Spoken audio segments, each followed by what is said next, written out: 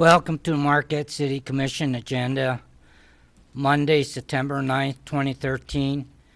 Meeting called to order at 7 p.m. Would you please join us in pledge allegiance to the flag? I pledge allegiance to the flag of the United States of America and to the republic for which it stands, one nation, under God, indivisible, with liberty and justice for all. Thank you, everyone. City Clerk, roll call. Yes, Your Honor. Commissioner Kimbenzi, Commissioner Coyne, Here. Commissioner Ryan, Here. Commissioner Snyder, Here. Commissioner Stonehouse, Here. Mayor Pro Tem Nemi, Here. and Mayor DePietro. Here. Commissioner Kimbenzi had called me just a short time ago, and she's just going to be late. She's not going to be missing the meeting, so she's just going to be out probably during part of the public hearing. So with that, commissioners, note of any agenda changes. Seeing no changes, commissioners. If Commissioner Ryan. I move the agenda be approved. Thank you. Second, Commissioner Stonehouse. Second. Thank you. Anything further, Commissioner Ryan? No. Commissioner Stonehouse? No. All in favor of approving of the agenda, say yes. Yes. Yes. Opposed? Motion passes 6-0. With that, we'll move to announcements. This is for current openings on volunteer committees and boards. Aging Services Advisory Committee, Housing Representative, 1 opening. Arts and Culture Advisory Committee, 3 openings. Harbor Advisory Committee, 1 opening. Housing Commission, 1 opening. Local Officers Compensation Commission, 2 openings. Marquette Brownfield Redevelopment Authority, 1 opening. Parks and Recreation Advisory Board, 1 opening. Planning Commission, 2 openings. Police Fire Pension Board, 1 opening. Regional Recreation Authority Business Plan Ad Hoc Committee, 1 alternate opening. Sister City Advisory Committee, 4 openings. And Traffic Parking Advisory Committee, 3 openings. With that, we'll move to public hearing 01-REZ-08-13, public hearing to consider a rezoning request for 1213, 1215, and 1219 Grant Avenue. City Clerk. Yes, Your Honor. Thank you. Background on August 13, 2013, the Planning Commission held a public hearing to consider an application for a rezoning of properties located at 1213, 1215, and 1219 Grant Avenue from General Residential RG to Community Business District BC, and unanimously passed the following motion. It was moved by Klipp, seconded by Moran, and carried 6-0 after conducting a public hearing and review of the application and staff file review analysis for 01-REZ-08-13. The Planning Commission finds that the proposed rezoning is not consistent with the Community Master Plan and hereby recommends the City Commission deny 001-REZ-08-13 for the following reasons. 1, traffic congestion concerns, and 2, the request does not follow the land use recommendations of the Community Master Plan. At their August 26, 2013 meeting, the City Commission set a public hearing to review the Planning Commission's recommendation. A complete packet of background information for the request is provided. Fiscal effect, none by this action. Recommendation, conduct a public hearing and consider the Planning Commission's recommendation to deny the request to rezone the property. Alternatives as determined by the Commission. Thank you, City Clerk. And with that, I'll open up this portion to public comment. Anyone wishing to address the Commission at this time? Anyone wishing to address the Commission at this time? Please state your name and physical address, please. Taylor Klipp, 300 East Crescent, Planning Commission, or Planning Commissioner. Just here to answer any questions, to clear up any discrepancies, or give you guys any context you need. Thanks. Thank you. Anyone else wishing to address the commission at this time? Anyone else wishing to address the commission at this time? Seeing none, I'll close this portion of public hearing and turn it over to my fellow commissioners. Commissioners, what's your pleasure?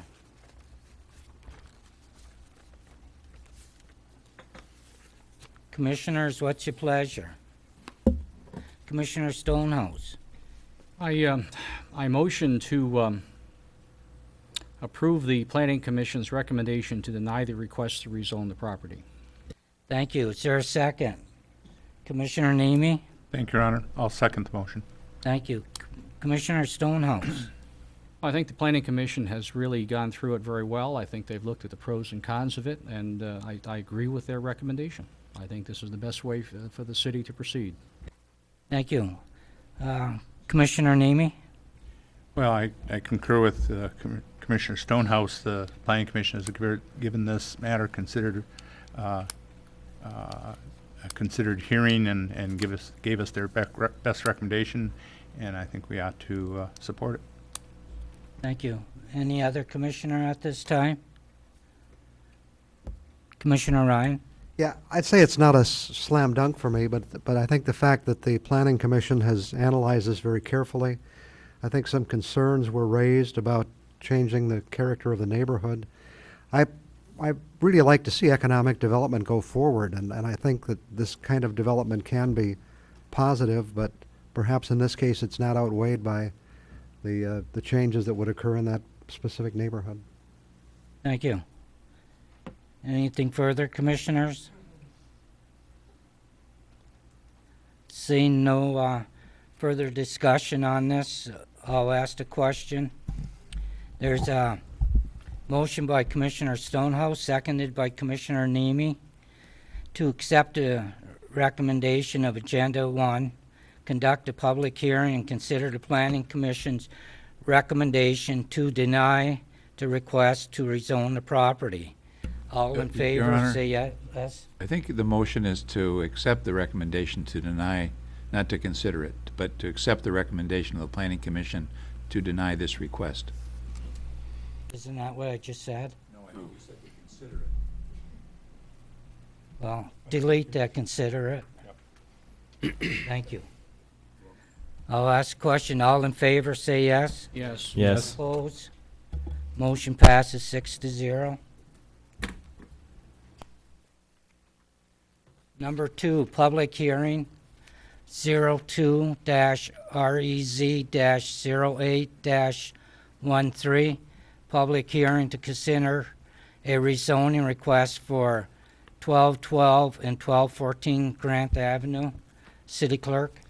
Yes, Your Honor, thank you. Background, on August 13, 2013, the Planning Commission held a public hearing to consider an application for a rezoning of properties located at 1212 and 1214 Grant Avenue from General Residential District, RG, to Multiple Family Residential District, RM, and unanimously passed the following motion. It was moved by Klipp, seconded by Schlegel, and carried 6-0 that after conducting a public hearing and review of the application and staff file review analysis for 02-REZ-08-13, the Planning Commission finds that the proposed rezoning is not consistent with the Community Master Plan and hereby recommends that the City Commission deny 02-REZ-08-13 for the following reasons. 1, the request is inconsistent with the current master plan zoning map, and 2, traffic congestion.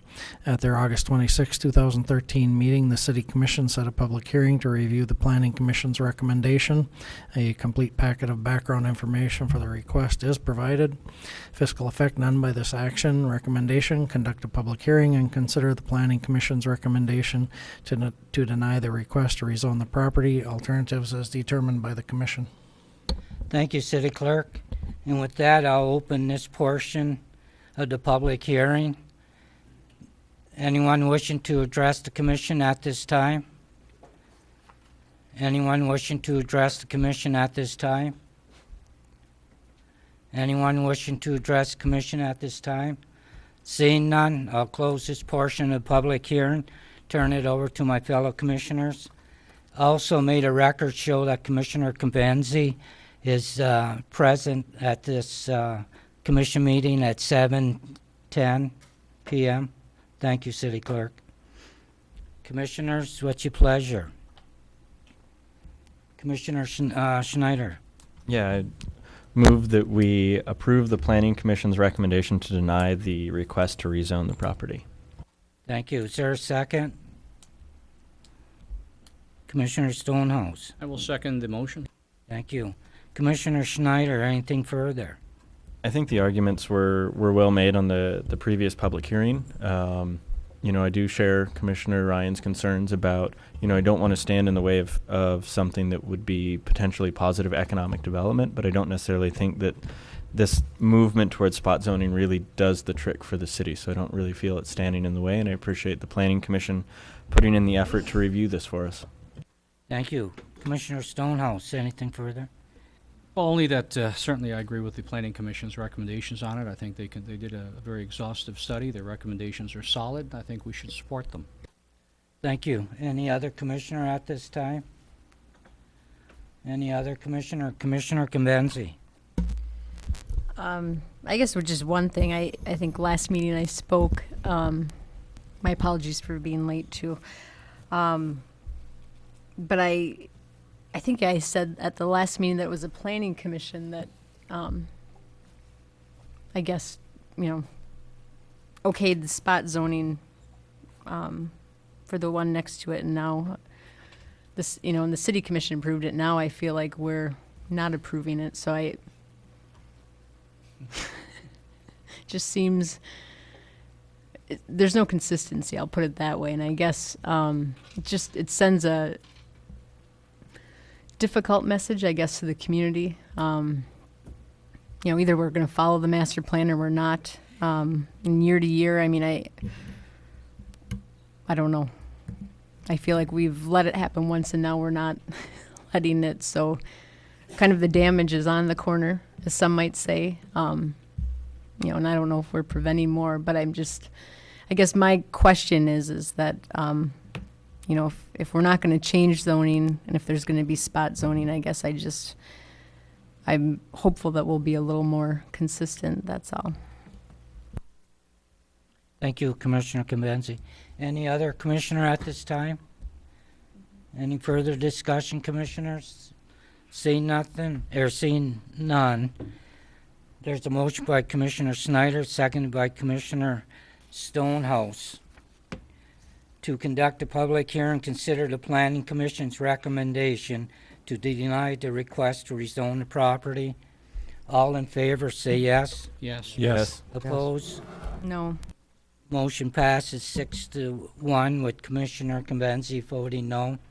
You have that, City Clerk? Thank you. And with that, we'll move to number 3, presentation, Beautification Committee, Father Marquette statue update by President Emily Lewis and Vice President Barb Kelly. Would you girls go up to the lectern over there? Thank you. You ladies. It's just that you're young looking, so I go with the girls. Good Sorry evening. about that. I'm Emily Lewis. I am the president of the Marquette Beautification Committee, and this is Barbara Kelly, the vice president of the Beautification Committee. First of all, I'd just like to say thank you, a big thank you, to the City of Marquette and the City Commissioners for their support of the Marquette Beautification Committee again this year. Without your help, I think those flowers on South Front Street might not happen every year, so thank you. Now about the Father Marquette statue project. 8 years ago, the statue got cleaned, and it was our intention that we were going to restore the statue, and it just kind of got put on hold until last year we decided that we needed to move forward with this. So with the help of the city, with coordinating this effort, I'd like to thank Bill Vida, the city manager, the city commissioners, Carl Zuger, Parks and Rec, Tina Harris, Arts and Culture, and Ronald Keefe, city attorney.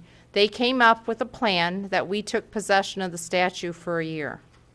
And with that, we hired Venus Bronze Works. The person's name was Giorgio Gikas, who was a restorative artist who came up and restored the reliefs on the side of the statue. If any of you had seen it, Father Marquette's head was missing, arms were missing, oars were missing, and they came up and restored the reliefs.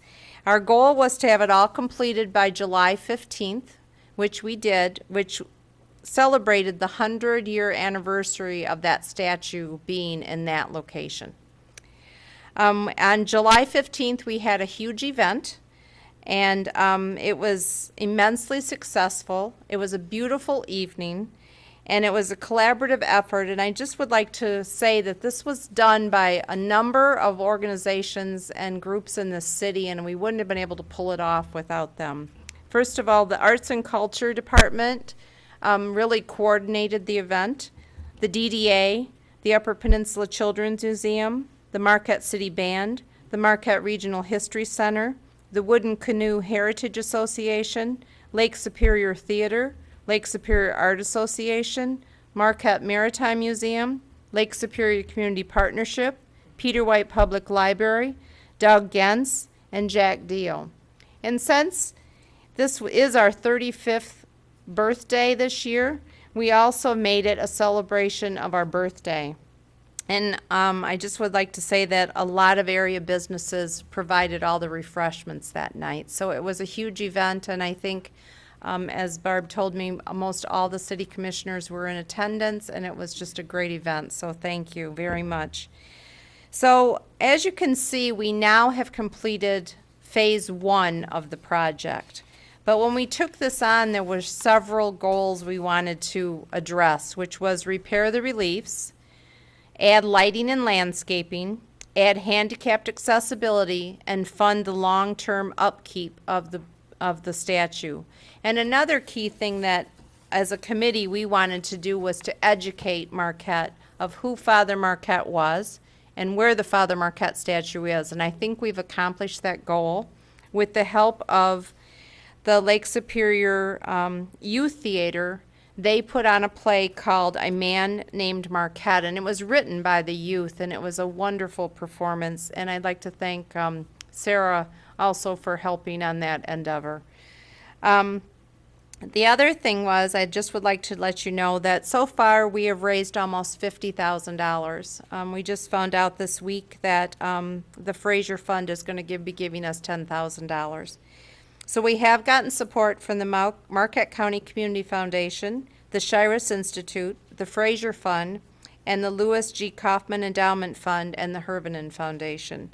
So we have set out on a huge task, and now Barb will kind of give you what we want to do next. Thank you. Thank you. Just, excuse me, briefly, as we move forward to address these other goals that we have all shared about the Father Marquette statue and the park, our committee and the community all look forward to receiving specific directions and leadership from the city commissioners, the city officials, the Parks and Rec Advisory Board, Arts and Culture, the Public Works, and the Engineering Department as we form a working partnership in the future. We hope to involve individuals in the community who would like to work with us as we plan for the park's future to include security, lighting, accessibility, seating, signage, maintenance for our newly restored Father Marquette statue, and beautification. So in addition, many people in the community have contributed over the last 8 years to this project. We would like to publicly thank all of them. We did have a criteria for a certain level of giving where your name would be on a plaque, and we will be honoring all those people who have given at that level up to this point and in the future. We're very excited about this project. It's been very successful. It's been the most amazing collaboration I've ever worked on in the city, with all these groups coming together and just joyously working on this and providing a gift to the city. So thank you to all those people who helped and every single person in the city who helped us. You were all very generous and kind and very willing with your time. So we'd like to say thank you very much. Just a minute, girls. Ladies, I'm sorry. This would never have happened if it wasn't for you two to spearhead this project. And you two left yourselves out of the picture. I know you said put thousands and thousands of hours in telling.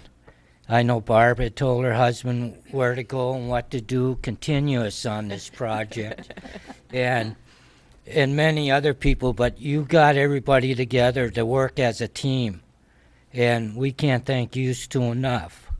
So when you go back at your next meeting, please pass on our thanks from my fellow commissioners and I and the rest of the city staff and everybody else that gets to enjoy this now. Thank you, Zell, again. Thank you.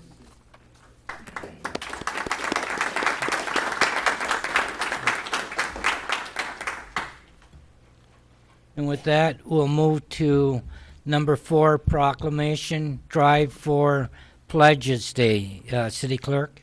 Thank you, Your Honor.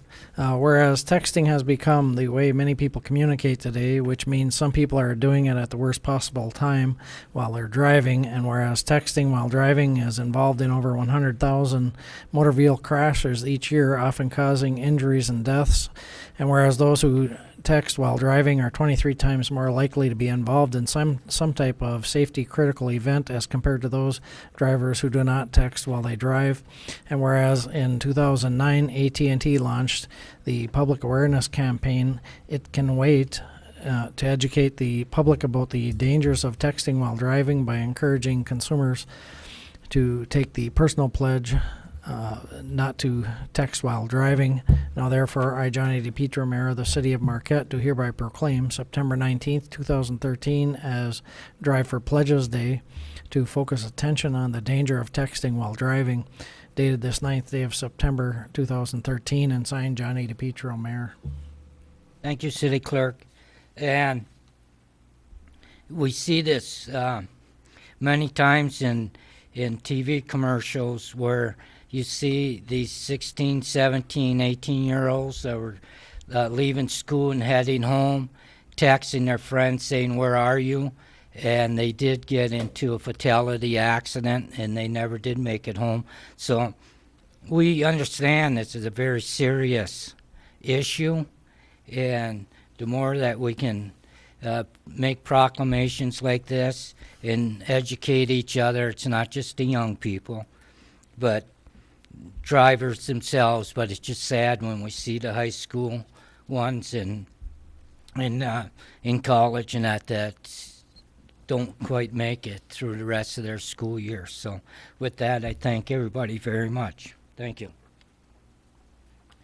And with that, City Clerk will move to number 5, proclamation, employer support of the Guard and Reserve Week. City Clerk?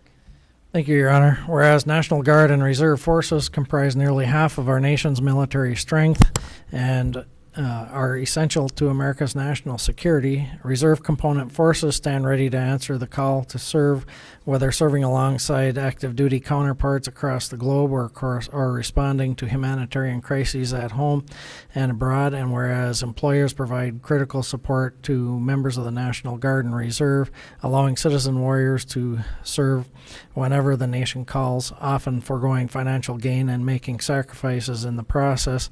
And whereas employer support is stronger than ever, more than 41 years after President Richard Nixon authorized the Secretary of Defense to establish the National Committee for Employer Support of the Guard and Reserve. And whereas our nation is in debt to the citizen warriors departing the comforts of home to ensure our freedoms remain intact, likewise, America pays special tribute to the commitment of dedicated and supportive employers who continue to make service in the reserve components possible. Now, therefore, I, Johnny DePietro, Mayor of the City of Marquette, Michigan, do hereby proclaim September 22nd through the 28th National Employer Support of Guard and Reserve Week, dated this 9th day of September 2013, and signed Johnny DePietro, Mayor. Thank you, City Clerk. And this was another very, very important proclamation, and I thank the employers for doing that.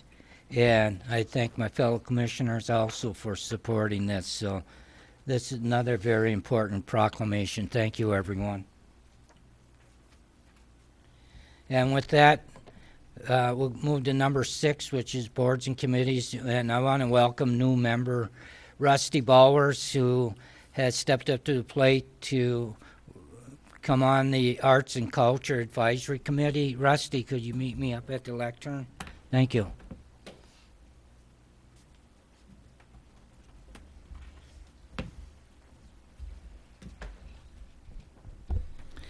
Thank you, Rusty. On behalf of my fellow commissioners, the community, the city staff, and everyone else, we thank you very much for coming on board for the Arts and Culture Committee. And one of the things we know that this will not be very boring, because there's a lot of things coming up on this advisory committee. So we appreciate it very much. And at this time, we'd like to present you a city pin for your volunteer to come on board. And at this time, I'd like to turn the floor over to you, because I know you wanted to say some things to my fellow commissioners, the people in the audience, and also the people watching you on TV. Thank you, Rusty. Go ahead. Thank you. Thank you so much. I look forward to working with the Arts and Culture Committee. I've done a lot with the arts and culture throughout the last 30 years here in Marquette, and I'm hoping to give back a little bit and help maybe shape the future of arts and culture. Thank you. Thank you again, Rusty. Thank you. Yeah.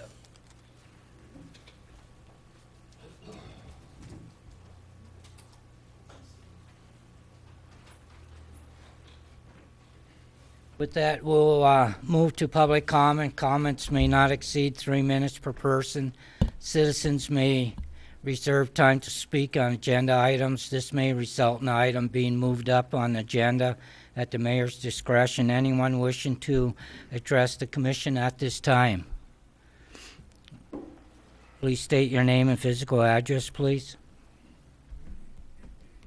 Right here. Easily done. Ed Angeli, Chairman of the Market Board of Light and Power. I come before you tonight to give you an update on our status and to see if I can answer any more of your questions as we move through this difficult period. So far this month, we've canceled a boatload of coal, about $820,000. We postponed a turbine outage in the number 3 plant, about $250,000. We deferred the rewiring of Specker Circle. It's about a 40-year-old system that's going to have some troubles very shortly because it's that old. We'll put that on the back burner. And I guess I tell you these things because some of the thoughts and comments before were about this grandiose list of things that we do, this list of items that maybe aren't that important. None of the things I'm talking to you about today are being canceled, other than the boatload of coal. And hopefully we can make that up on the other side of the shipping season. Hopefully we won't run short. The things we have on our list of things to do are things that have to be done to maintain the system. And we're going to continue to figure out ways to get by with what we have. Tree brushing is being put off for the next 3 months. Hopefully the windstorms will be in our favor. We'll make it. It's an ongoing battle for us. It's an ongoing question of where can we cut, what can we cut, and how can we make it work until we can get to a point where our finances are in a better position. And hopefully that's following the October 28th meeting. It'll start going up. We look forward to that. If anybody has any questions, I'm here to answer your questions.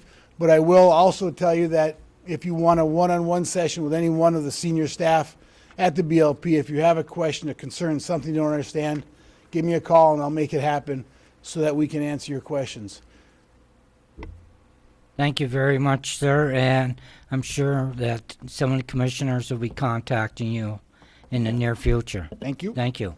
Anyone else wishing to address the commission at this time? Please state your name, physical address, please. My name is Scott Nevenhoven. I live on 128 East Main Street in Harvey. And I'd just like to reserve some time to talk item number 8 on the agenda. Okay, thank you. Anyone else wishing to address the commission at this time?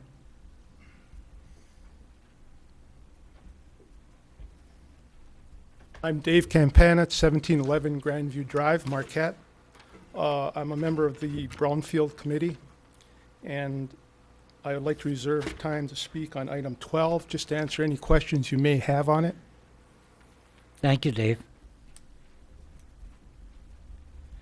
Anyone else wishing to address commission at this time? Please state your name, physical address, please. I'm Mike Plord. I live at 1302 North McClellan. And I want to thank Rusty Bauer for joining the Arts and Culture Committee. I've known Rusty, as so many people have, for so long, and I can't think of too many people who are more talented and more active in the arts than Rusty Bowers. And I think that's a great, great thing for the city. So thank you, Rusty. I know he had to leave. But I also want to say that if you look at on the consent agenda, item number 9, I support that. I think it's a great idea, and I thank the commission for taking up that idea. There's so many great events in this city that people look forward to. I'm sorry, it's under new business, number 9, and the opportunity for multiple high-impact special events to have take up many years to be able to reserve that time. And as I said, some of those events are so good that people just assume that they're going to happen and look forward to them year after year after year. So I think it's a great idea, and I support that. So. Thank you, sir. Anyone else wishing to address commission at this time? Anyone else wishing to address commission at this time?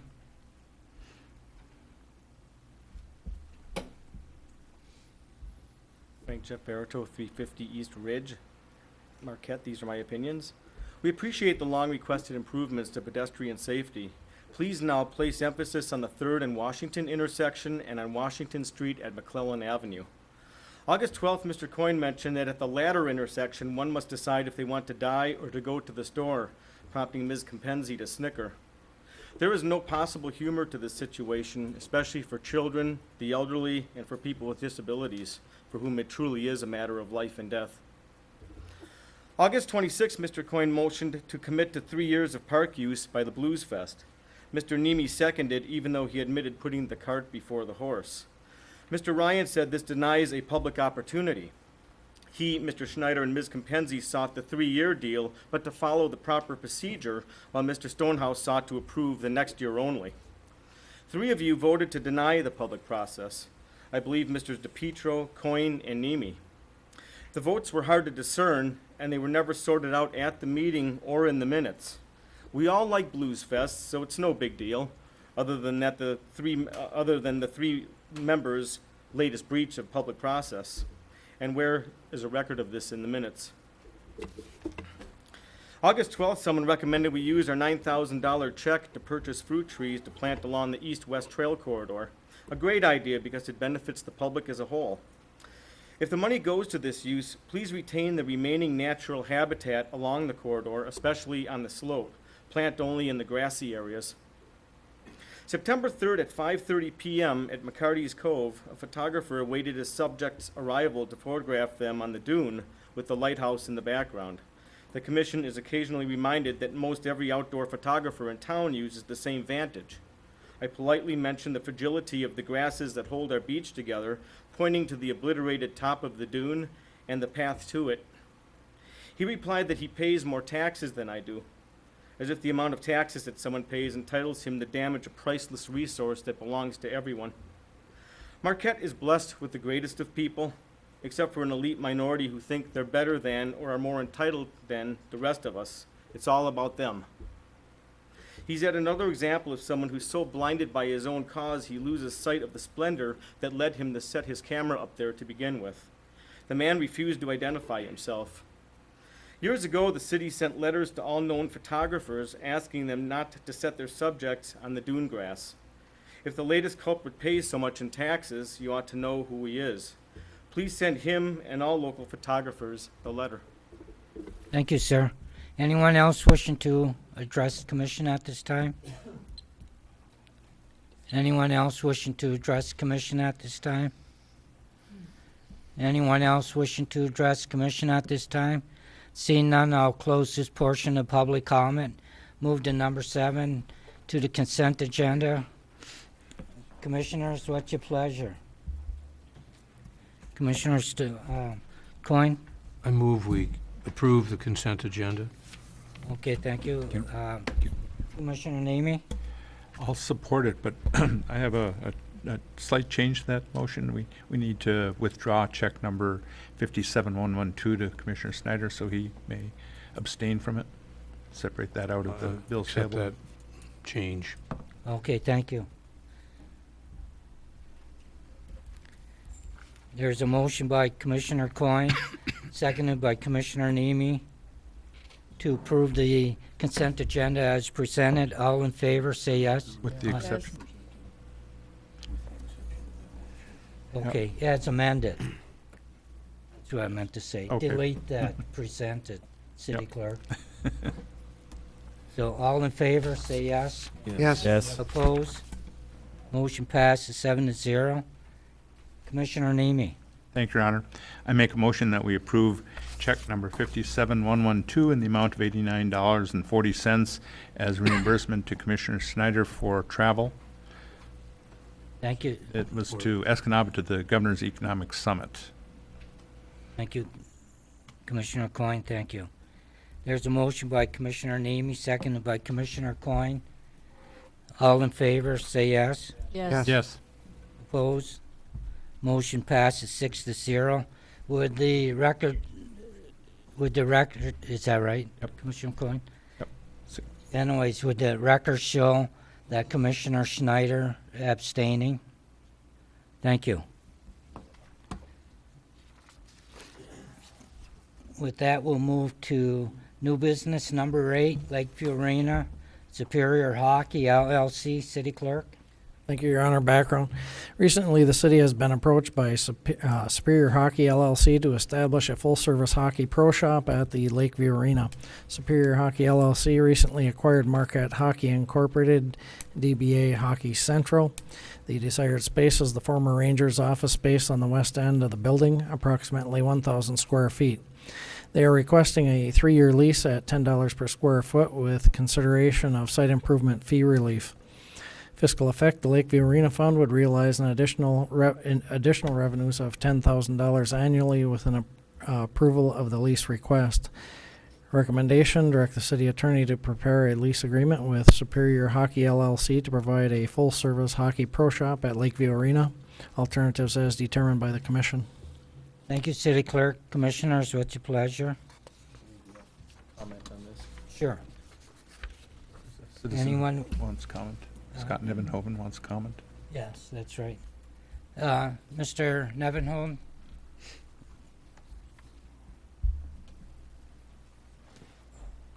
Well, we'd, like said in the agenda, that we just purchased a local business and would like to move it to Lakeview Arena, which, you know, if you're aware of the hockey world out here, there's not many arenas in the Midwest that have a full-service hockey shop in their rink. And Lakeview Arena is one of the probably most well-known rinks in the Midwest, if not in North America as well. And to bring a shop to the rink would make the lives of hockey goers, hockey parents, players, their lives that much easier. We have spent a lot of time researching this, and we know that this is the best place for this business to improve and to go above and beyond. So we are asking for consideration to get into Lakeview Arena. Okay, thank you, sir. Commissioners. Commissioner Schneider. I just have to recuse myself from discussion and voting on this issue. The members involved with Superior Hockey LLC are clients of mine. Okay, thank you. Commissioner Coyne. I move that we direct the city attorney to prepare a lease agreement with Superior Hockey LLC to provide a full-service hockey pro shop at Lakeview Arena and accept the person wanted to abstain from voting, Jason. Okay, thank you very much. Seconded by Commissioner Stonehouse. I will second that motion, Your Honor. Thank you. Commissioner Coyne, anything further? No. Commissioner Stonehouse? I think it seems like an excellent opportunity for both the city and the renter. So let's support hockey. Okay, thank you. Commissioner Ryan? I don't know that anyone can answer this, and I'm not opposed to it, but the thought struck me just now. I didn't think about it as I was going through my agenda earlier. I don't want us to be in the position of subsidizing business against a competitor, and that would be my only concern. Is that something that resonates with anybody else, or is that a misplaced concern? You know, and I'm not in the hockey business, so I don't know what the competition is or not. But would you I'm just raising a point. If no one wants to respond to it, that's fine. Okay, thank you. Commissioner Nemi? I just have a question of staff. We note in here that there's going to be fee relief. I would assume that would be for the leasehold improvements. Do we have any idea of how much the improvements are going to be, what kind of rent we're going to allow? So we're giving an open check. It could be $30,000, which we'd put to shop in there at no cost to the owner, or what? What we've done in the past with lease agreements, if the leaseholder makes improvements that are to the advantage of the community for future leases, then it's considered, and that language is put into the terms of the lease. What would be an example of a improvement that would be to our benefit? Well, the commission just approved a lease agreement with the UP Rowing Club for the space under the observation deck, which currently is raw space. They're actually going to finish that out with drywall, lighting improvements, ceiling improvements that would make it more attractive for future renting, more competitive rental space. What would be an example in this case? We'd be taking an office and turning it into a pro shop. The entrance on the far west side right now, it's just sort of a pretty generic entrance. It's one that staff uses when we go into the building for IT supplies, these types of things, which that area houses some of our IT, excess IT equipment. That may be enhanced, that entrance. I guess that's some of the things that we've talked about. They may put in new carpeting. They may support the walls better, which would make it more independent space. That may make it more attractive in the future. This location in Lakeview Arena really is the only location that would allow for a 12-month commercial space, because it does have its own independent entrance. So they can enter when staff's not in the building for security basis or reasons. So it really, if there's going to be a commercial space, this probably is probably the best space for that. Mm-hmm. Well, I think it's a nice addition to the arena, like Mr. Nevenholm mentions. It's and probably one of the only arenas around that will have an actual full-service shop, and people will have access from the exterior apparently. But my concern is that we will be getting some revenue. This isn't the rowing club where it's a nonprofit. This is a profit-making enterprise, and if it's $30,000 worth of leasehold improvements, we in effect collected no rent whatsoever, but gave them a nice location from which to make a profit. So I think I would hope that before the lease comes back, we know what the value of the leasehold improvements are, so we can gauge that against the revenue that we're expecting to receive. Thank you, Commissioner Nemi. Commissioner Cambenzi. I guess that was kind of my question. And do we have an estimate of what those are? We don't at this time. Like the agenda supplement reads, this is something that recently came onto the city's, was brought to the city's attention, and so we can seek that out and certainly bring that to the commission at the next read. As you know, based on charter, it requires 2 reads, and so perhaps we can have that in addition to the lease agreement at the next meeting. Thank you. Any other commissioner?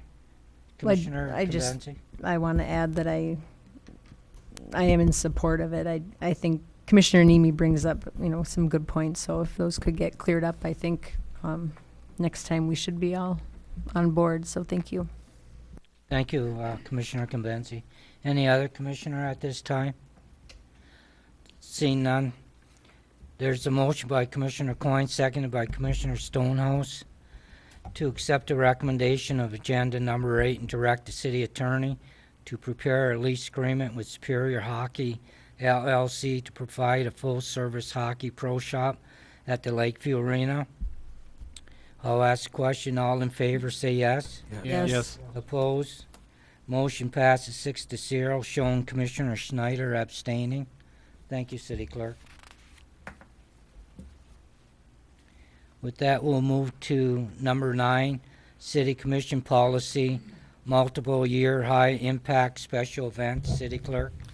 Thank you, Your Honor. Background: the City of Marquette wishes to provide an orderly process that groups, individuals, and organizations may utilize to reserve city parks for multiple years for high-impact events. A high-impact event is defined as an event generally considered to be open to the public, regardless of whether a fee for admission is charged with one or more of the following elements, where 250 people are expected to be in attendance, use of city personnel is requested or required, commercial, nonprofit, or for-profit financial benefit, includes significant infrastructure such as setup of large tents, stages, amusements, concessions, or sale of alcohol. Only groups, individuals, and organizations that have a proven history of successfully providing annual high-impact events benefiting tourism, economic development, or other community development objectives and are in good financial standing with the city will be considered.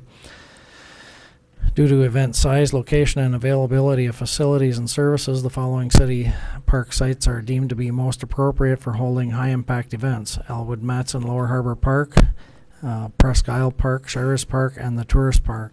Fiscal effect: no fiscal effect with this action. Recommendation: review and consider adopting a commission policy or guidelines for requesting multiple year special event contracts for city park use for high impact events. Alternatives as determined by the commission. Thank you, City Clerk. Commissioners, what's your pleasure?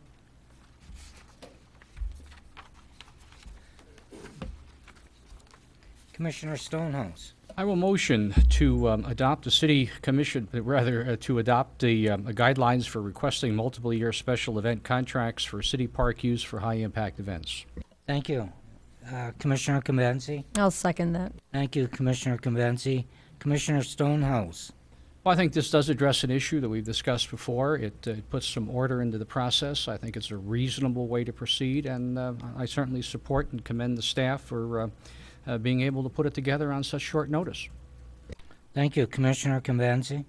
I'd like to echo Commissioner Stonehouse and just say that as someone that deals with sometimes booking artists, oftentimes their schedules are 2 or 3 years out. So this is huge. This is really important for the success of some of these events to keep going. So I like it. It's a good start. If there's any glitch, I think we can adjust it along the way. So I'm just glad it's on paper and it's people know how long they have a space. Thank you. Any other commissioner? Commissioner Ryan? Just, again, a point, and again, I'm not against this. I certainly will support it. But, in many cases, these events are partly subsidized by the city, subsidized in the sense of forgiving some costs. So I don't know. I guess the question I'm asking is, if we approve an event for 5 years, does that assume that we're obligated for 5 years of providing that support? I'd want to make sure that that's not the case, because future commissions may have different ideas. Right. Commissioner. A lot of head shaking going on. Yeah. City Manager. Thank you, Your Honor. Yeah, in no way does this obligate any future commission to provide any kind of promotional support or participation. It's exclusively for reserving the use of those facilities beyond the current limit of 1 year. Okay. Thank you. Commissioner Convenzi? Well, I just wanted to say that was my understanding, that this is strictly a policy for reserving, but not necessarily a lease agreement, I guess, or facility agreement. Thank you. Any other commissioner at this time? Seeing no further discussion, there's a motion by Commissioner Stonehouse, seconded by Commissioner Kambenzi to accept a recommendation of agenda number 9, review and consider adopting a city commission policy guidelines for requesting multiple year special event contracts for city park use for high impact events. Commissioners, all in favor, say yes. Yes. Yes. Oppose? Motion passes 7-0. With that, we'll move to number 10, Arts and Culture, Master Plan Agreement. City Clerk. Thank you, Your Honor. Background. During the budget process, the City Commission approved funding to pursue an arts and culture master plan. The intent is to provide the city with a 10-year strategic plan that will define the city's role in supporting arts and culture and the role of arts and culture in accomplishing the city's broader goals. The the plan will result in a clear set of priorities supported through both policy and a commitment of city resources. Proposals were due on August 23rd, 2013.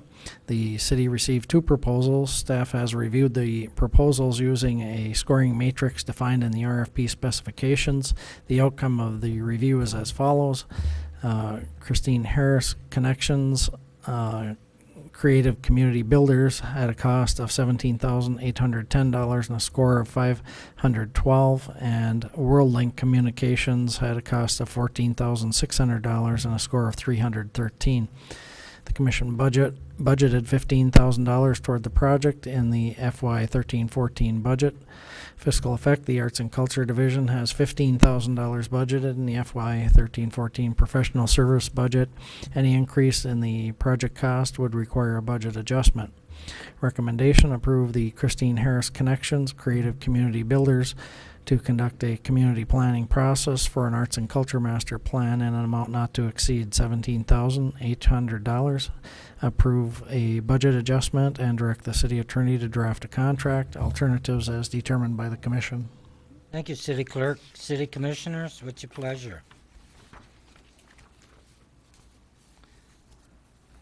City Commissioners, what's your pleasure? Well, Commissioner Snyder? I move that we approve the recommendation as read. Okay. Is there a second? Commissioner Coyne. Commissioner Schneider, anything further? I'm going to start off by saying I'm not normally a fan of spending a lot of money or money on a consultant to come in from out of town to work with us to come up with a plan, because I think that we have people in our community that are very capable of working to put together a very similar plan, some of whom may even be paid to run our arts and culture department. But I recognize that sometimes just having somebody come from outside of the community to do this is actually what we're paying for, more so than their ideas or abilities. You know, it's really getting somebody from the outside to come in and help us through that process. So in that, I'm in support. I know that our Arts and Culture Committee has gone through a number of issues over the last few years and trying to re-identify itself, so I think this is a step in the right direction. And then third, a question for staff on the company that we're looking at going with, Christine Harris Connections. Is she at all related to our own city staff? I just have to check on that one publicly. Okay, thank you very much for that. Thank you. Commissioner Coyne? Thank you. I'd follow up with Jason's remarks. The arts and culture community really needs a plan, and I think it really is beneficial to have someone from outside to do it. And I also think if you read her curriculum vitae and experience, it is absolutely outstanding and very apropos to our specific needs here in this community for the arts and culture. So even though it's a little teeny bit more, I think it's worth the budget adjustment to do. Thank you. Commissioner Ryan? Well, I just wanted to address that question of more. And again, it may be the best choice, but I think anytime we do this, it's good to hear from staff as to why this one particular bid was scored so much higher. It's actually $3,000 higher, which is fairly substantial on a $17,000 bid. So what was the magic about this one? Carl Zuger, I guess? Thank you. Well, we had 6 staff members that evaluated the proposal, and when we looked at it, we broke it down under relative experience in developing arts and culture master plan. And I'll just say this, in both of those categories, all 6, with the exception of 1, gave them maximum amount of points. And the one that didn't was 2 points less in a 30-point option. And I think that really was the key, was just their vast amount of experience. I think that if you read the proposal, it really was big picture, really tied many of the issues that the Arts and Culture Committee's been speaking to, and really the needs that they have to have in order to move forward. I think that they bring the experience that will help steward that process. And I think that's exactly what's needed in this situation. I asked the question because a lot of people won't have all that background, and I think it's good for people to hear that. You know, what, and you're saying basically experience is the key factor. Exactly. Mm-hmm. Thank you. Commissioner Nemi? Thank you, Your Honor. I guess this is a question for staff. Where will the additional money come from?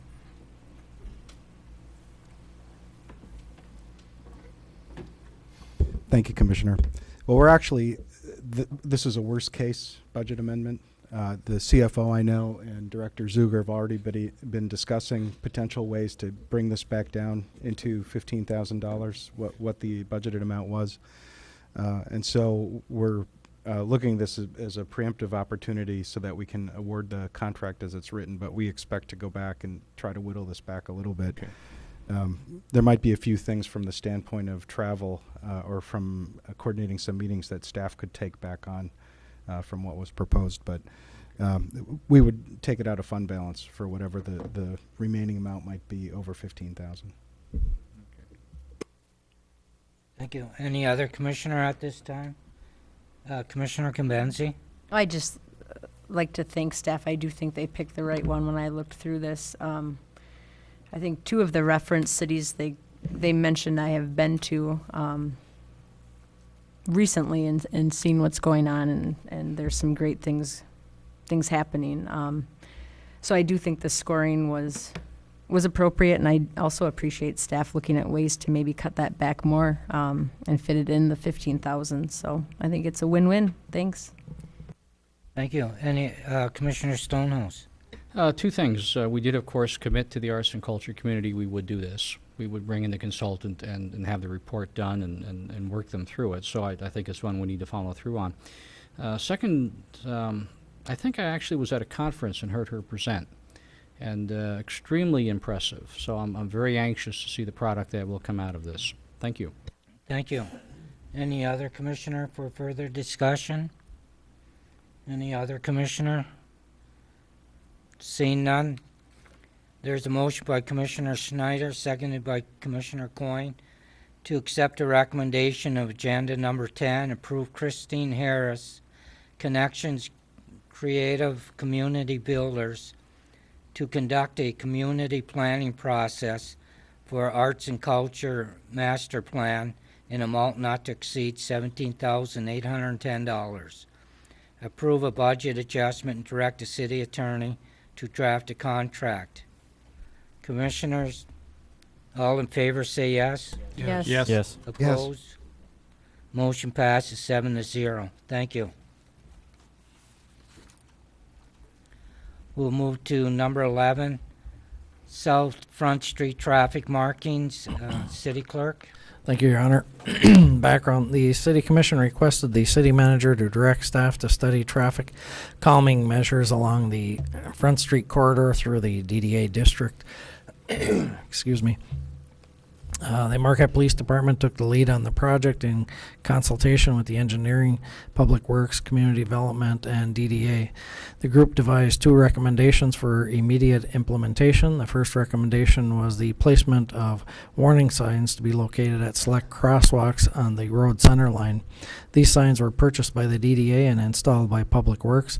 The second recommendation is to implement a traffic marking design from the Engineering Department that will reconfigure the lanes on South Front Street between Spring Street and Fisher. The reconfiguration would include the removal of existing lane markings as well as the painting of new markings. The only contractor able to perform this type of service in the Upper Peninsula was asked to quote the job according to specifications developed by the City Engineering Department. The original quote for the entire project came in above the budgeted amount. In order to move forward with the project, the quantity of work was adjusted from the original quote to match the available budgeted amount. A summary of the as-quoted unit prices is attached. Fiscal effect: the FY 13-14 operating budget allocated $10,000 in the major street fund for this project. Recommendation: award a bid in the amount not to exceed $10,000 at the unit prices quoted for center line and intersection painting on South Front Street to PK Contracting Incorporated of Troy, Michigan, being the sole provider of traffic marking in the Upper Peninsula. Alternatives as determined by the Commission.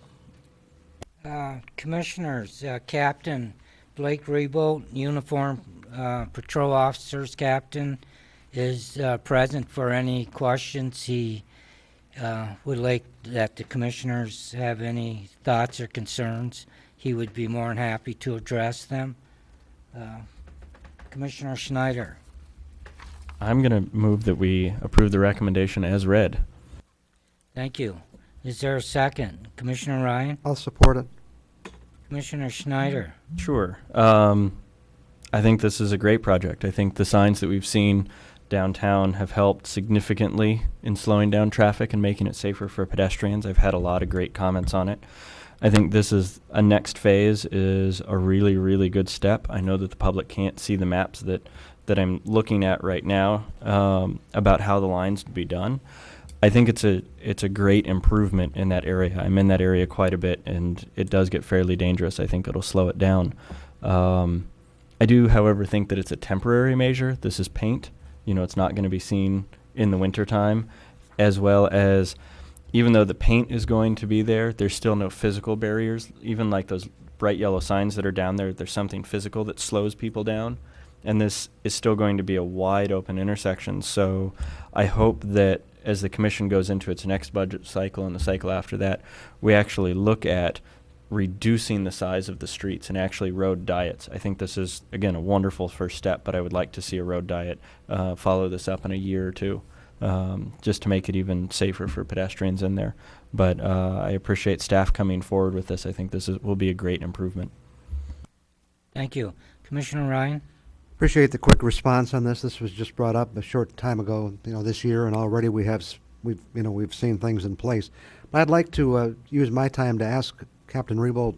Captain, could you come up to the lectern? Since a lot of people don't know what it is we're even talking about, maybe just a brief overview of what you're planning to do, what the changes are that you have in mind. Sure, Your Honor. What the benefit of that will be. Commissioners, we've seen Could great you success. Identify yourself for I'm the sorry. records, please? I think we did. I know, but I mean, as far as his picture being up on the screen, Sure. And the public being able to see. Sure, I'm and also for the city clerk to know who's up there speaking. Very good. Thank you. You're welcome. Captain Blake Rebolt with the Marquette City Police Department. You have the floor, sir. Okay. What we're doing here is I'd like to commend Keith Whittington and Scott Combenzi, along with Dave Stensis from the planning, on developing this effort on calming traffic in this specific intersection. Basically, what we're looking at doing is making this intersection very similar to what we have on Wright Street and on Washington Street, which is a center turn lane from the roundabout to Spring Street. And what that'll do is it'll hopefully avoid the two car abreast coming down that hill into Marquette, and also the speeding going out of Marquette on that front street, mainly in the Baraga Street area. This is really a 2-block area we're looking at, isn't it, from Fisher to Spring? Actually, we're going to start it from the roundabout. Once you get off Yeah, that so it's even roundabout, further. yep, exactly. That lane will be developed as you come out of the roundabout, and it'll extend all the way to Spring Street, which is by Getz's. That was the recommendation from Keith, the city engineer, Keith Whittington, and we all concurred that that was going to be the best plan for this stretch of roadway. Instead of cutting it off at Baraga Avenue and then having Spring Street remain the same, it would be best to carry into Spring Street. What about the concerns Commissioner Schneider raised about, winter and people? Well, I think as people get familiar with it before the winter time, and we monitor it both through the police department and through other resources, hopefully we'll get people to kind of recognize this change and follow the rules. Like Commissioner Schneider said, it's an area that I think this is a beginning stage to looking at this area, especially with the increased pedestrian traffic in the downtown Marquette area. It may be something that the commission and the city needs to address in the future, but I think right now it's a good step for what we want to do right now. Commissioner Convenzi. Thank you. Two thoughts, I guess. My first one is, I guess I would caution on narrowing streets too much. Certainly Baraga is pretty wide, but if anyone has ever been riding or driving down 4th Street, 2 cars with a bike, at least one bike on there, and your serendipity brings you to the right point, it's a little scary. So in knowing our bike traffic, I guess, right now I'm okay with the lights, but I guess I've always imagined maybe a blinking light as you come off of the roundabout. I don't know if you looked into other options. I know this is probably the cheapest, but certainly something that would prompt drivers, I guess, more than paint to slow down. I guess what is the cost of something like that? Well, I think we've taken some pretty good steps throughout the city with the laddered crosswalks at most of the intersections. That's a fairly recent addition. Scott was able to do that through his budget to a lot of the intersections. Those were never throughout the city like they are now. There are areas that we can look at as far as warning motorists coming into town regarding the high pedestrian traffic. But I think right now at this stage for what we were kind of tasked with developing, I think this is a good start, and then we can kind of evaluate this as it goes and see where we need to make improvements. And in the drawings, I think you've noted, Keith did paint some, I don't want to call them bike lanes, but on the far side, on each side going up Front Street, there will be some designated lanes to make the actual traffic lanes smaller, but give you a little bit more on that outside should bicyclists need to use that. So. And then just one other thing, I know sometimes you guys put the speed sign out where motors can see. Yep. I guess it might be nice to see that on top of the Front Street Hill more. Yeah, and those are definitely options that we could maybe bring forward to the commission in the future. I know some of the cities throughout Wisconsin and Michigan do have the permanent radar signs in certain areas. That may be something we may need to look at down the road, but I think, after we get this in place and everything painted and we monitor it, we might have a better idea what areas we may need to make improvements on. Okay, thank you. Thank you. Commissioner Schneider? Sure. In your description of some of the painting that was going in, maybe I missed it somehow, but there's also quite a bit of white cross-hatching going in as well to try and, I guess, squeeze up some of the congestion at Baraga and Front, yes? Yes. Okay. Yes, exactly. And then I just wanted to make sure the public was aware of that. And then I didn't think about that. The white striped line that will kind of designate a bike lane that's going in. I actually have a very serious concern there, which is a lot of people end up coming south on Front Street, and once they pass Baraga Street, if they follow that bike line, it takes them as a bike straight into the roundabout. And so if they pass, what is that street right there? the last Fisher Street? if they pass Fisher Or Rock Street? they have no way of getting out of that. Right. So I really, really recommend or encourage you guys, past those streets, you put just a big sign that says no bikes or something to keep bicyclists safe. Because I've actually, not thinking about it, caught myself in that before and had to take the roundabout on a bike twice. Okay. And it's not enjoyable. So please keep that in consideration when you're painting. Absolutely. Cool. Thank you. Thank you. Commissioner Coyne? Well, Captain, I want to also commend you. You and your committee has done a great job, and you're on a roll.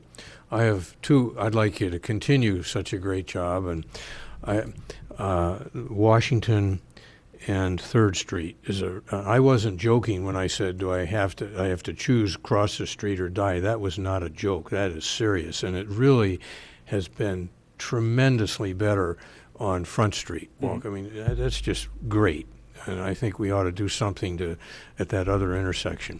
And this is probably out of your jurisdiction, but some citizens have raised grave concerns about McClellan and US 41. If you try to follow the bike path, you're taking your life in your hands, literally riding across, and much less walking. And we've kind of talked about that, and I wonder if I could ask the city manager where that is right now in terms of trying to solve that problem. Thank you, sir. Staff and I have met with the state transportation folks, and we're anticipating that they're going to come back with a design, and that they're going to come back potentially with the ability to take action this year if we can find some cooperative way to put in the required infrastructure. They're right now looking at the end of their construction season, and so as of today, they're not able to commit to exactly when the project will take place, but they've affirmed that pedestrian markings are necessary at that site, and we're hopeful that we'll be receiving specific requirements from them sometime this month that we'll be able to evaluate, and if it's something we can accommodate within our existing street budgets, we'll move forward promptly. If it's something potentially that presents a window of opportunity for the city to partner with MDOT, we'll bring that back before the commission and make it a priority. You still have the floor. Well, thank you. I was not sure whether that had been dropped by the state, and it hadn't, so thank you. And again, thank you for your efforts, and hope you continue to have good success on some of the other problem intersections. Thank you. Thank you. Thank you. Commissioner Namey. Thank you, Your Honor. I'd like to concur with my fellow commissioners. I think it's going to be, this is a real benefit to people who are crossing that street, and it's showing them that their city is giving them some real benefit. Just one question, the little pylons or whatever that are in the street now, they're going to continue in the street? Yeah, what those pylons, basically they're able to be either screwed into the pavement, which we did because we were a little concerned about possible them being stolen. But I don't think that's going to be an option necessarily all through the winter based on plowing efforts. Okay. So they do come with a permanent or a temporary base, which is a fairly heavily weighted base. And I think we're going to try to work with the Downtown Development Authority to make sure that those are at least in the roadway during high traffic times, you know, basically during the day where there's a lot of pedestrian activity. And then maybe their crews could remove them later in the evening to make sure that they're not end up somewhere else in somebody's front room. I was thinking if Scott's crews left some big windows down the center of the street, it might, calm the traffic even further. Like a temporary barrier. I think the issue of the pavement markings in winter isn't really that big a deal because Scott's crews keep the streets pretty clean, and usually we can see the markings. In fact, I think the only problem with those pavement markings, sometimes some of those can get slippery in winter. Those big wide crosswalk markings can get a little slick. So, but I think it's just great. I think we're doing some great things there, and it's just it's been in just a couple matter of months. So I think you folks have been giving the citizens real value. Thank you. I'd like to thank Scott and both Keith and Mr. Stackowitz and his crew for all being involved also. Commissioner Ryan. I guess I just want to remind us that we're doing the right thing. We're kind of walking the walk here. We talk about wanting to have a downtown and to rebuild the downtown and support the downtown. And that's really what's happening here, because there are a lot of people who just want to get from the south side of town to the north, and they could care less about that. And I understand that, but you know, they're going through our downtown, and so we're recognizing that this is part of our downtown. We want people to be able to walk from anywhere downtown to the lakefront, you know, to the waterfront, wherever they want to be. So it's, again, just pleased to see that we're taking the problem seriously and looking for solutions. Thank you. Any other commissioner at this time? City manager, you have anything for the captain? One of the things, seeing that you're the chairman of the Traffic and Parking Committee. Correct.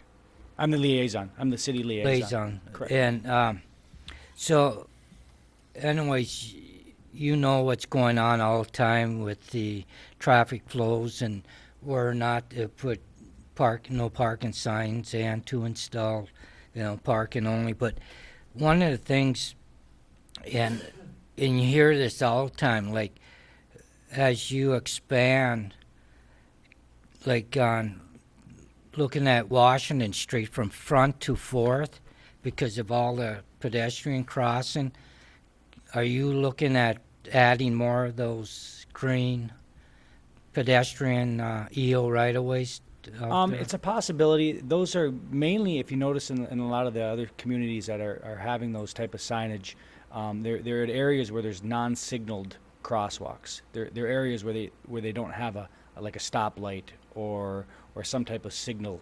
You know, it's an intersection. It's a high traffic intersection, basically like where we have it right now on Main Street in Front. There's no signal there to direct traffic, and that's why those signs are placed there to help slow traffic through those areas.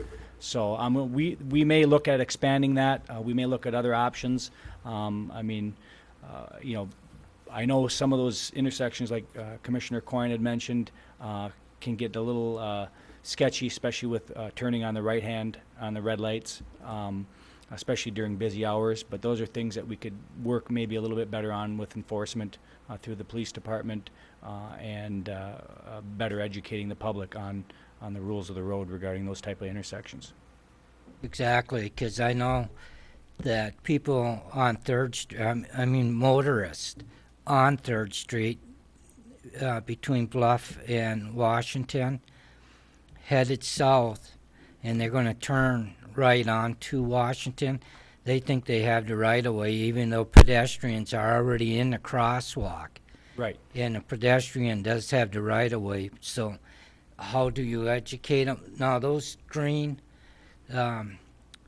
markers that you have does address that, the pedestrians, EO2 pedestrians in the crosswalk. So right, and there's other signage that we could look at maybe implementing on some of the poles in those areas to make motorists a little bit more aware of once pedestrians that are in the crosswalk they must yield to. So, well, just a second. City manager. Thank you, Your Honor. I only wanted to point out that, you know, in the consent agenda, we just picked the vendor that's going to be doing the citywide traffic study. And I know Blake's a little bit of concern kind of overrunning the headlights at this point for that effort. There's going to be a very comprehensive look at all the different modes of transportation in the city and how they need to coexist.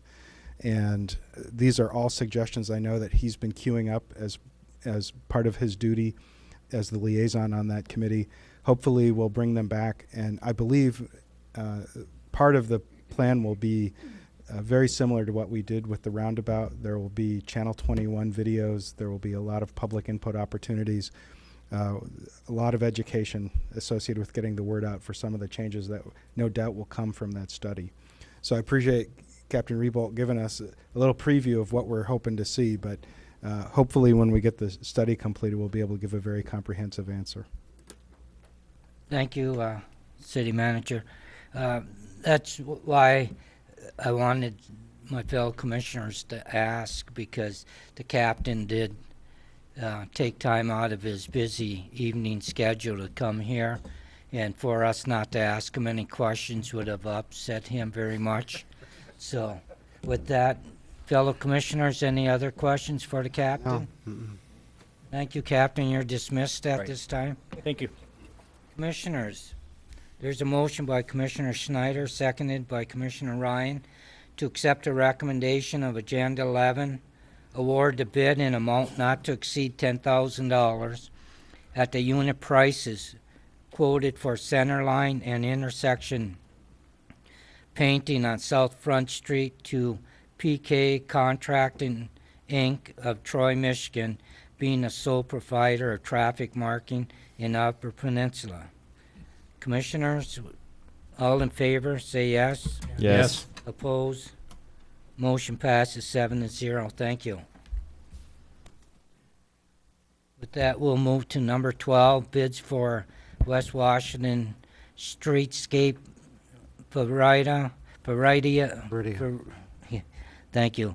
Development project. City Clerk. Thank you, Your Honor. Background. The Veridia mixed-use development is a multi-phase, multi-building project at the original Bunny Bread site. A brownfield plan was approved for the project, which included public infrastructure, streetscape access points, traffic signal upgrades, and pavement marking realignment. The MBRA will be issuing bonds to finance the public improvement and will capture brownfield TIF revenues for the bond payment. The City of Marquette Engineering Department will provide oversight and administration. Bids for the project were open on August 29, 2013. 2 contractors responded to our request for bids. The results are summarized below, with the engineer's estimate being $167,848.60, and Associated Constructors LLC submitted a bid of $280,105.53, and Oberstar Incorporated submitted a bid of $289,661.40. Tabulation and checking of the bids found no errors. The MBRA has reviewed and approved the attached resolution at their meeting of September 5, 2013. Fiscal effects: the MBRA will issue tax increment bonds in the amount not to exceed $750,000 to finance the cost of this and other public infrastructure improvements for various eligible activities for the Veridia Development Liberty Way project, and capture brownfield TIF revenues for the bond payments. Recommendation: award a contract for the West Washington Streetscape project to Associated Constructors LLC in the amount of $280,105.53 at unit prices bid. Alternatives as determined by the Commission. Thank you, City Clerk. And just to let my fellow commissioners know, Dave Capana, that's on the Brownfield Board, is here to ask any questions that we may have. So, Commissioners, what's your pleasure? Commissioner Convenzi. I move that we award a contract for the West Washington Streetscape project to Associated Constructors LLC in the amount of $280,000, $105.53 at the unit prices bid. Thank you. Commissioner Ryan? I'll support the motion. Thank you. Commissioner Convenzi. Just a question for our city engineer. The engineer's estimate was quite a bit lower than what came in. Any thoughts on why?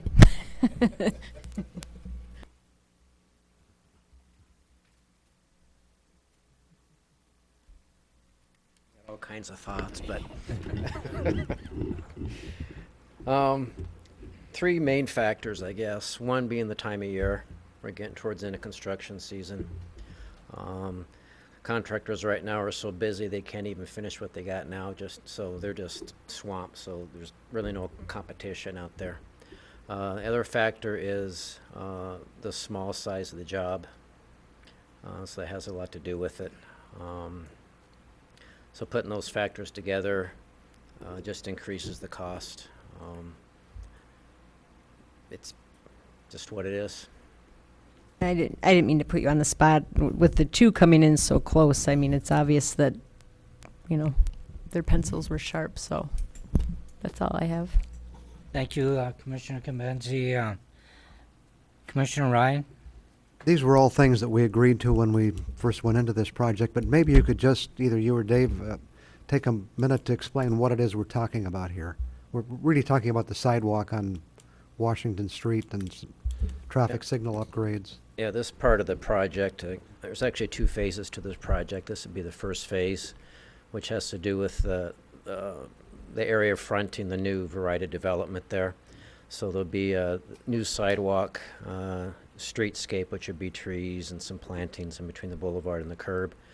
I'll be doing some major improvements with the traffic signals. Right now it's a diagonal system. We're going to a box type of system, which you kind of see a lot now on the US 41, where you actually got signals on all four sides now. There's also going to be some lane realignment and traffic marking upgrades through there. So that's basically what this phase of the project is. And this will be the only entrance to that whole development, right? Yes. So, and so they will have the benefit of the stoplight and yep. that project. The bike path connection, that's in the other phase of the project? Yeah, that would be I guess you could consider it the second phase as far as the city's involved in. And that's having access on the bike path to the new development from behind the development there, so have a direct access link to it. When you say phase, does this phase take care of all the Washington Street yes. work? Okay. As far as the city's public right. infrastructure portion of it, yes. Thank you, Commissioner Ryan. Commissioner Nemi. Thank you, Your Honor, but Commissioner Ryan elicited the answer I was looking for. Okay, thank you. Commissioner Coyne? Well, I have to ask this. I think I know the answer, but since the contractors have so much work now and they're high bidding, what would be the consequence if we push this off till the next construction season? Is that a realistic thing to do or not possible for the completion of the project? A delicate answer there. I guess how I could answer that is the developer would like to, I think, have his new building opened up sometime next couple months. Without this work that we're going to do as far as the access, ingress and egress, the traffic signal upgrades, the lane realignments, it really wouldn't be feasible or safe for him to open up to get access onto Washington Street. Okay, thank you. Any other commissioner at this time? Commissioner Ryan? We should point out this will be paid through the TIF. So it will be paid through tax funds that are generated by the development itself, not out of the general fund. That's correct, yes. Thank you. Commissioner Nemi? Thank you, Your Honor. I guess, this project being $100,000 over budget, how is that going to affect the other phases? Is there going to be enough money in the project to do the other phase? We've got $750,000. Did we put in a contingency in that amount to that'll alleviate this overage? From what I understand from Matt McClellan, who's part of the Brownfield group there, they had more than enough money to cover this. They anticipated it to be like $300,000 or so with contingency, so they had enough money already budgeted for it. Okay. Just another quick question. It's kind of off the topic, but when you do engineering design for this, then does the Brownfield reimburse your department for those efforts, or? That I know of, no. Question. City Manager? Thank you, Your Honor. No, we consider this an improvement to city assets, to a city street. So it's something that we hold onto the authority for designing city streets as opposed to... Yeah, there's a difference between authority and payment. No, I understand that. The payment certainly comes out of the TIF. I think as Engineer Whittington's indicated, the money's there. But we would look at improving the street, no doubt, for any development that may have gone in there, whether it was Viridia or any other developer who might have expressed interest in that site. So we will have to have upgraded the traffic signals. We'll have to upgraded the sidewalk, upgraded the city streets. We try to do it. There's nothing. Correct me if I'm wrong, Keith, but there's no appurtenance that's custom for the Viridia project. This is simply realigning the streets, and it's the standard kind of city design work that's going in there. That's correct, yes. We don't have any kind of custom gateways or archways or anything like that that might go in that a private developer might like to see to set off that development. So this is really just improving that intersection now that we know we're going to have south to northbound traffic coming into it. Commissioner Nemi, anything further? Thank you. Commissioner Coyne. I have a question. Is the bike path access part of this expense, or is that a whole different issue? That's part of that $750,000. Oh, not the 280. No. Okay. 280 is just for the Washington Street part of the project. How, is it just a little sidewalk going onto the bike path, or is it a big fancy, beautiful tree and flower and stuff? Why I ask that is I just rode by the new bank, Peninsula Bank, and they have an access to did they build that themselves? They have an access now to the bike path. Yes, that was part of their site plan, yes. That was part of what? That was part of their site plan to Which build they their own paid access. for. Yes, yes. Okay, thank you. Commissioner Ryan. 2 points, partly in response to Commissioner, not response, but maybe an answer. I think, from what I recall, this would be a fairly complex, not just a simple little shoot-down path to the bike path, but I think there are handicap accessible and some other things that come into play to Yeah, make it's it going to work. be, like you said, it's going to be rather involved with walls and handicap access and so forth, the street trees and all that. And I was just going to say, Your Honor, Mr. Campana was here, and I wonder if all of his points have been answered. We've asked a lot of questions, and if he might have answered some differently, or if he would still like a chance to say something. Keith hit the nail on the head. Okay. He answered everything exactly right. We knew he was right, but we just didn't know if you had more that you wanted to add. Thank you.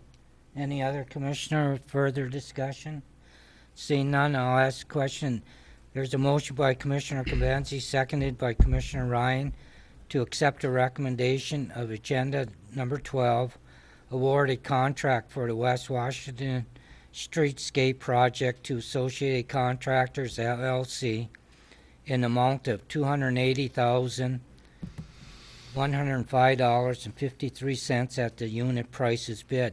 Commissioners, all in favor say yes. Yes. Yes. Opposed? Motion passes 7-0. Thank you. At this time, we'll move to public comment. Comment should be limited to 3 minutes per person. Please state your name and physical address when making public comment. If you have already stated your name and physical address previously, you don't have to do it at this public comment. Anyone wishing to address the City Commission at this time? Anyone wishing to address the City Commission at this time?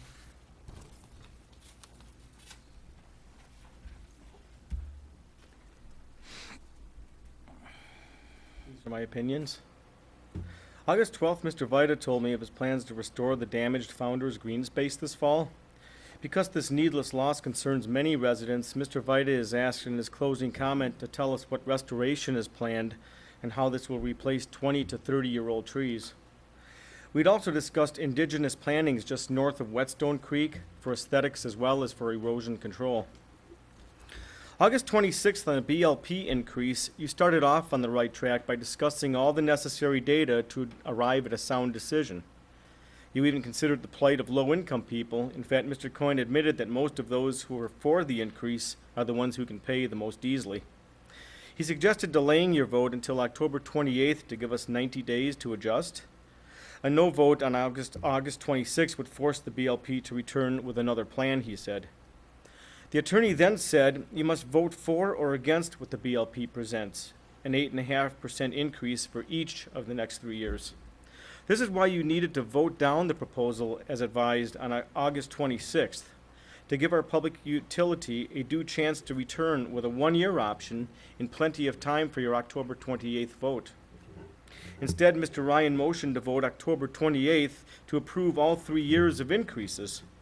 He read his lengthy pre-written explanation indicating that he'd made his mind up in advance of the public hearing. After a long pause that nearly killed the motion, Mr. Coyne seconded in error for the sake of discussion. At some point, all 7 of you lost the presence of mind to pursue the year-at-a-time option. Late in your discussion, Mr. Schneider finally mentioned it, but this idea was lost again when Mr. Coyne and Schneider himself said they'd vote for 3 years of increases on October 28th. Any notion of taking 1 year at a time vanished. In the end, all of you disregarded low-income families.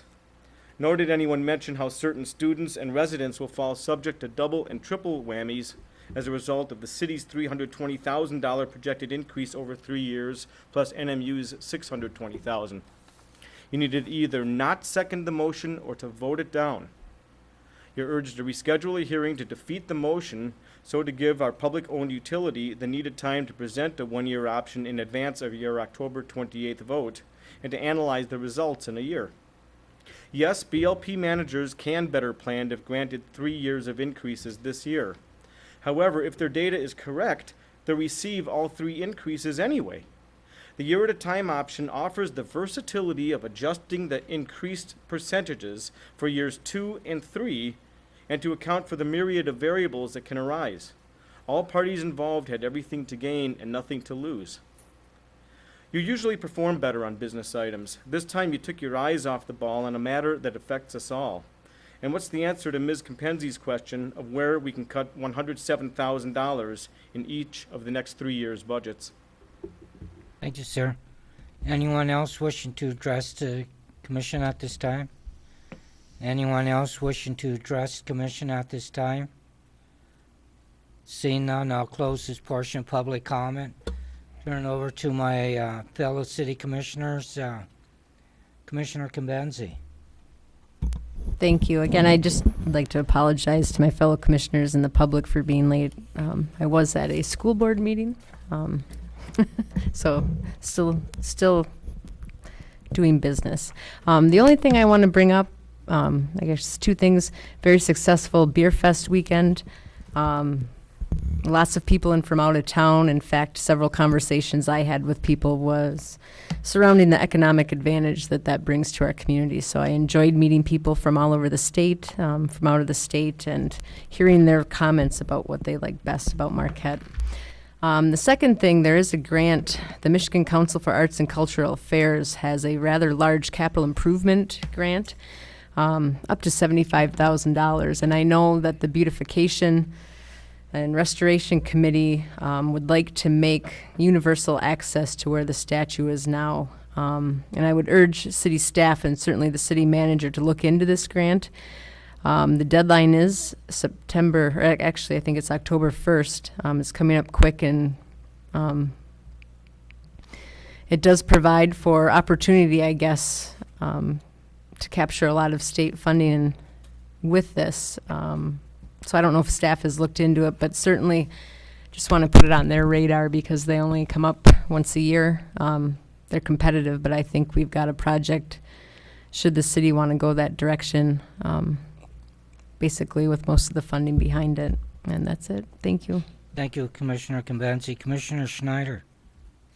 Sure, just a few comments. First, I want to thank Mr. Verito for bringing up the BLP vote. I'll say right off the bat this is probably one of the more difficult things I've dealt with as a commissioner. And in hindsight, and I'm saying this for the benefit of the BLP and the public out there, in hindsight, I'm wishing that we would have voted on it on the spot, and I'm wishing that we would have turned it down. I also want to ask Mr. Verito to show us some of the respect that we try and show you. It is quite distracting to listen to somebody reading out loud when I'm trying to speak to the public and the rest of my commissioners about things. But back to the BLP for a sec.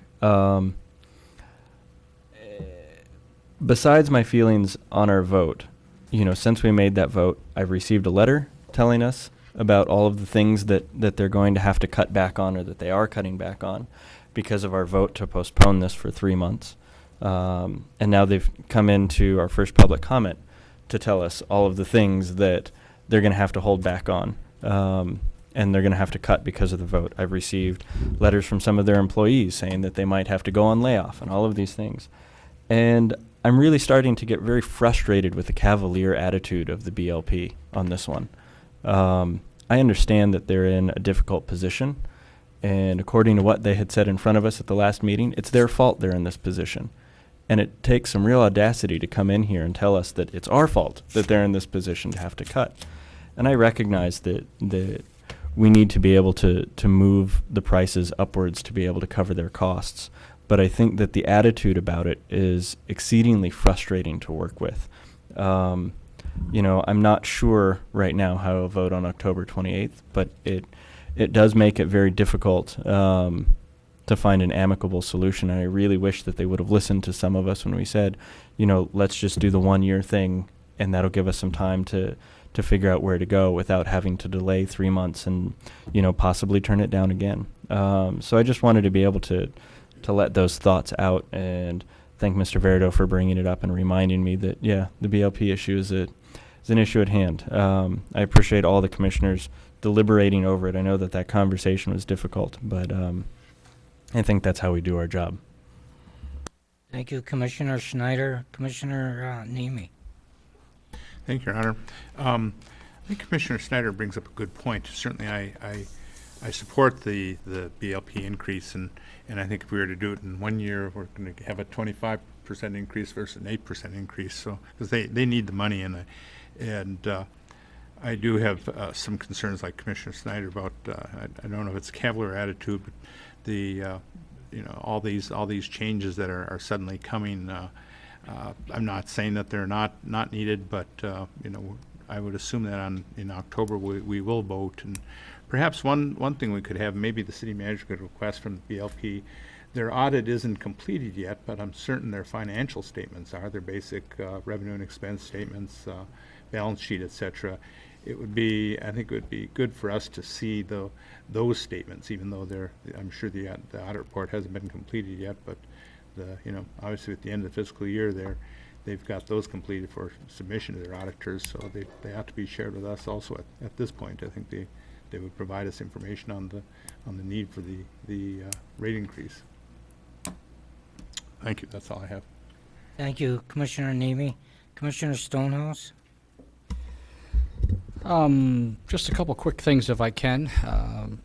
Blues Festival was fantastic. For folks that weren't there, they really had a hit this year. And I think the open party, the concert, the free concert on Friday was absolutely terrific. They had the best closing band there. Can't think the name of it, something Gorillas. Gas House Gorillas. They were absolutely fantastic, and it was truly a great event for the community, I think, and one that I certainly give them full credit for. Likewise, the great work that the Beautification Committee is doing as they're moving forward with the Father Marquette statue and doing so many other things in the city. They truly deserve all of our support. I certainly do support the BLP in terms of their funding request.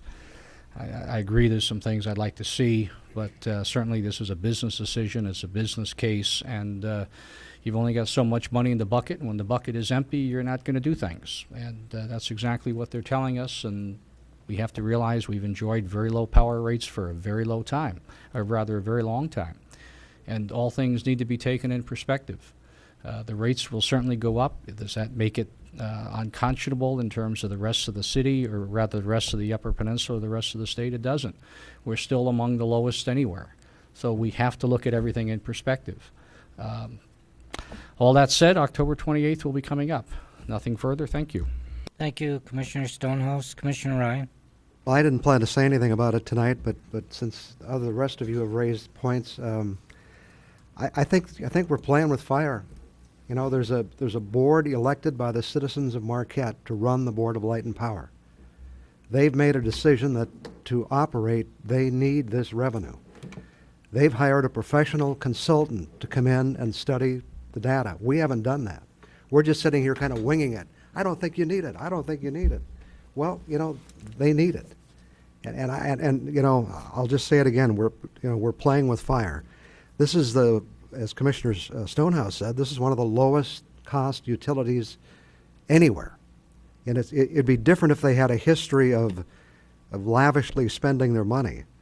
But, you know, we're putting them in a position of not having adequate funds. If something unusual happens there, they could be in real trouble.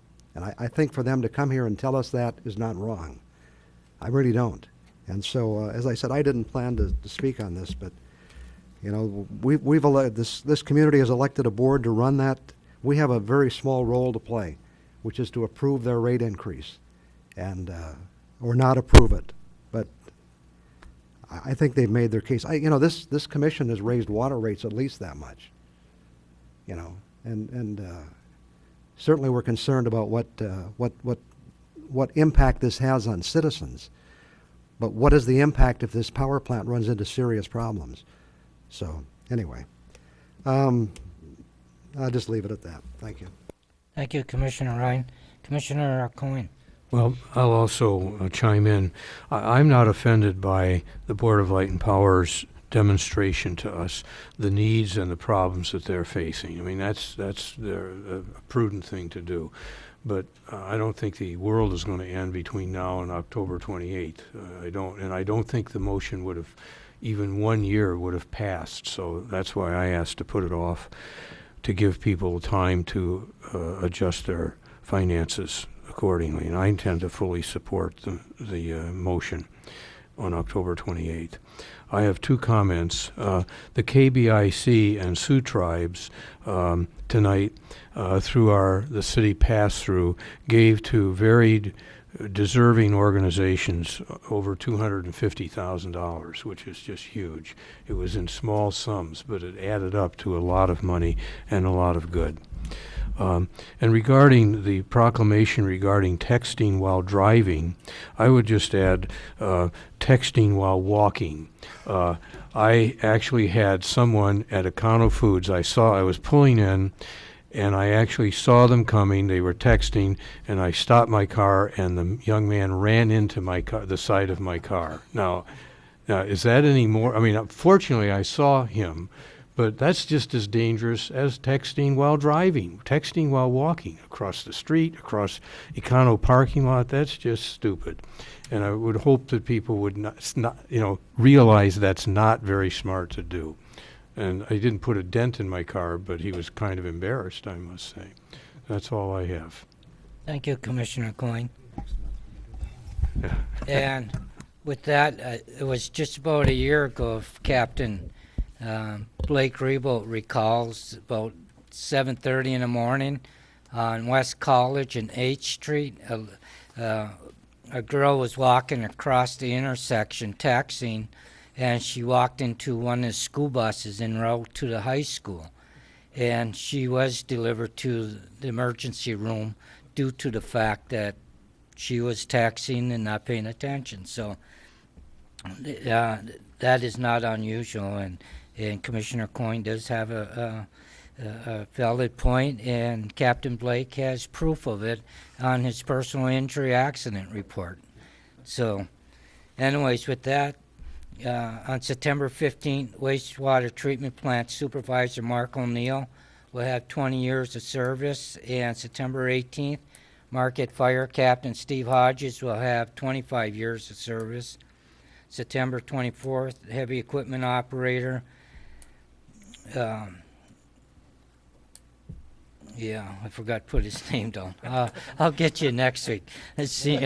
Next commission meeting, but senior moments. Sorry about that. And on September 26th, Patrol K-9 Officer Todd Collins will have 5 years of service. Again, we'd like to congratulate these employees on their anniversary.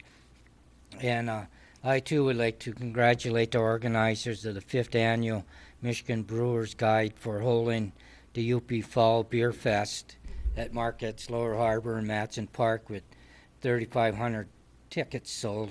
5 years ago when I attended the first one and there was 800 people there, I thought, that's an awesome crowd. There's 800 of us.